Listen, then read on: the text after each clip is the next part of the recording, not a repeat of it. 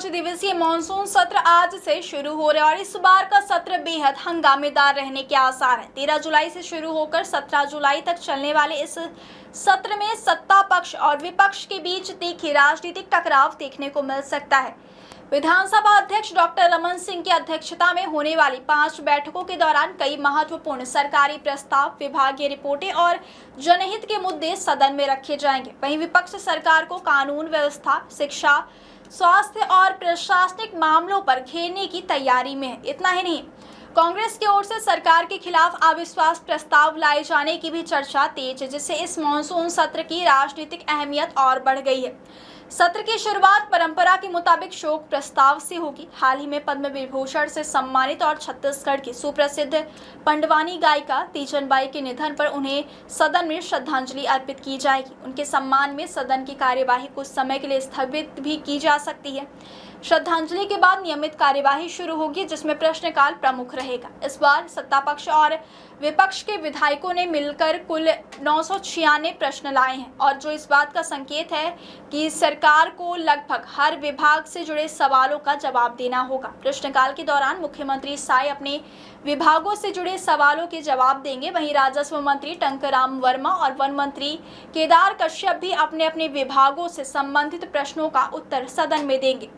पहले दिन प्रश्नकाल के अलावा कई महत्वपूर्ण सरकारी दस्तावेज और वार्षिक प्रतिवेदन भी सदन के पटल पर रखे जाएंगे।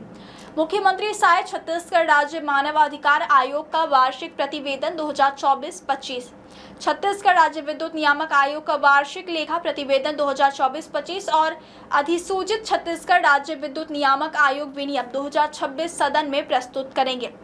वहीं उप मुख्यमंत्री विजय शर्मा विकसित भारत रोजगार और आजीविका के लिए गारंटी मिशन यानी वीबीजी योजना से संबंधित दस्तावेज सदन के पटल पर रखेंगे। वाणिज्य कर मंत्री ओपी चौधरी जीएसटी नेटवर्क की वार्षिक रिपोर्ट 2024-25 सदन में प्रस्तुत करेंगे। इसके अलावा फरवरी-मार्च 2026 के विधानसभा सत्र में जिन प्रश्नों के उत्तर अधूरे रह गए थे, उनके पूर्ण उत्तरों का संकलन भी सदन में रखा जाएगा। मानसून सत्र के दौरान विपक्ष कई अहम जनहित के मुद्दे भी उठाने की तैयारी में। वरिष्ठ विधायक अजय चंद्राकर और धर्मजीत सिंह प्रदेश में पुरातात्विक धरोहरों के संरक्षण और संवर्धन में कथित लापरवाही का मुद्दा उठाते हुए संस्कृति मंत्री का ध्यान आकर्षित करेंगे। वहीं कांग्रेस विधायक व्यास कश्यप जांजगीर जिला अस्पताल में परिवार नियोजन प्रोत्साहन राशि के वितरण में कथित अनियमितता का मामला सदन में उठाएंगे। इसके अलावा शिक्षा व्यवस्था, स्वास्थ्य सेवाओं, किसानों की समस्याओं, सड़क, पेयजल जैसी स्थानीय समस्याओं पर विपक्ष सरकार से जवाब मांगेगा। विधानसभा के तय कार्यक्रम के मुताबिक पहले 4 दिनों तक प्रश्नकाल और सरकारी कामकाज होगा, जबकि अंतिम दिन यानी 17 जुलाई को प्रश्नकाल के साथ सरकारी और गैर सरकारी दोनों तरह के कार्य किए जाएंगे। माना जा रहा है कि इस दौरान सरकार कई महत्वपूर्ण विधेयक और प्रस्ताव भी सदन में पेश कर सकती है। वहीं विपक्ष राज्य में बिगड़ती कानून व्यवस्था, अपराध की घटनाओं, प्रशासनिक फैसलों और अन्य संवेदनशील मुद्दों पर सरकार को घेरने की पूरी रणनीति बना चुका है। स्कूलों में मंत्रोच्चार को लेकर चल रहे विवाद पर भी विपक्ष सरकार से जवाब मांग सकता है। इसके अलावा बेरोजगारी, किसानों से जुड़े मुद्दे, बिजली, पानी, विकास कार्यों की स्थिति और विभिन्न सरकारी योजनाओं के क्रियान्वयन को लेकर भी सदन में तीखी बहस होने की संभावना है।